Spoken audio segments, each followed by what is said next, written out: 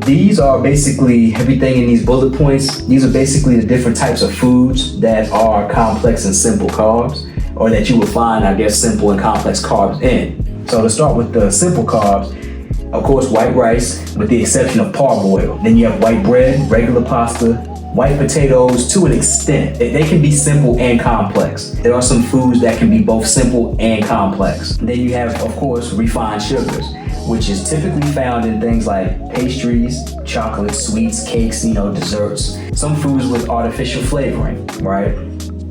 Then there's also some fruits. Again, there are some fruits that can be both complex and simple. There's a thing called a glycemic index, and this is really mostly for people who deal with diabetes, because if you don't deal with diabetes, you're not really worried about a glycemic index, more than likely. The sweeter a food is, the higher it scores on the glycemic index. There's low, moderate, and then there's high.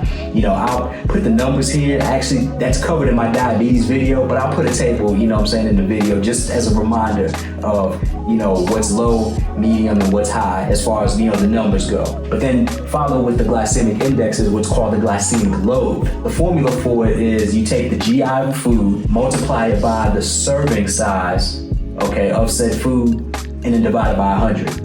That's how you get the glycemic load. So you may have a high glycemic index food, but then a low glycemic load on the, on the back end of things. Berries to a point, grapes, oranges, etc. Sodas, fruit snacks, cereals, and fruit juices.